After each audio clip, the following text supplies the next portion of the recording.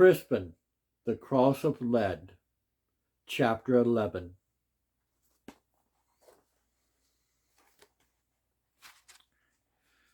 Asta's son, came Aeclif's voice.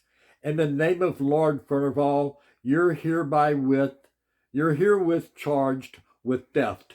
Give way. I was too stunned to move. The boy's a wolf-head, the steward shouted. Slay him if you can. From either side, men ran forward. I ran the only way open to me, toward the mill. Reaching it, I felt about its outer walls.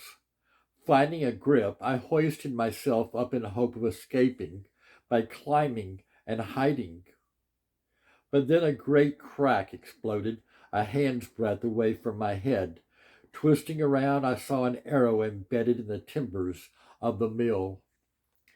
Faint with horror, I loosened my grip and dropped to the ground. For a moment, I squatted, trying to regain my breath and wits. Hearing the men draw closer, I leaped up and scrambled around the corner of the mill. Aeclif urged the men on. Hurry! He went around the mill. Head him off. He mustn't escape. The other side of the mill was completely dark. For all I saw, I might have been blind. Sure enough, the next moment my feet slipped out from under me, and I crashed into water. Gasping for breath, I flailed around until my feet touched bottom.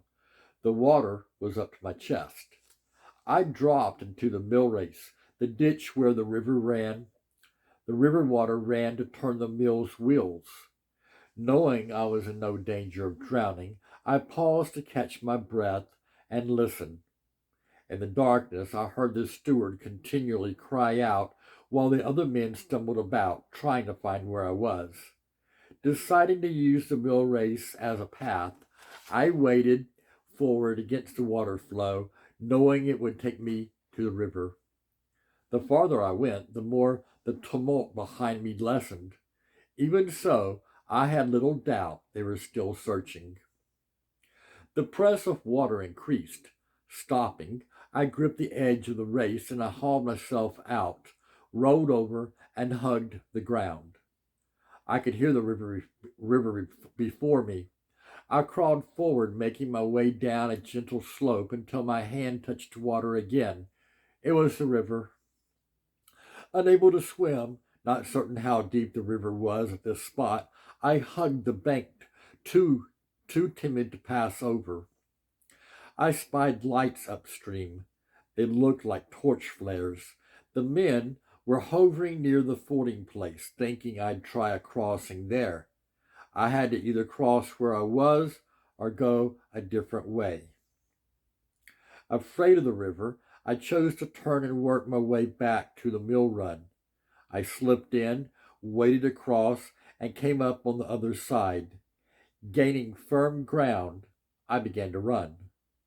I went past cottages and across new plowed fields until I reached the road. Not stopping, I rushed on.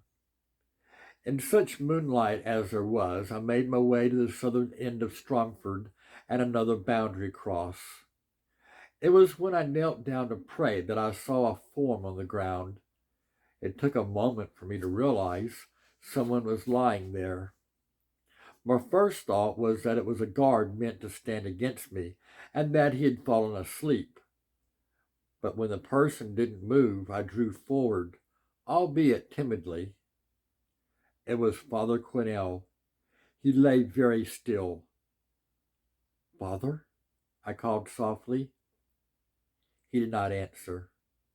I knelt down, reached out, and touched him gently. Father? I said a second time.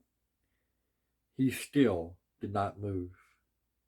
I peered closely, only to see that his throat had been slit. His blood, made black by night, lay pooled upon the ground.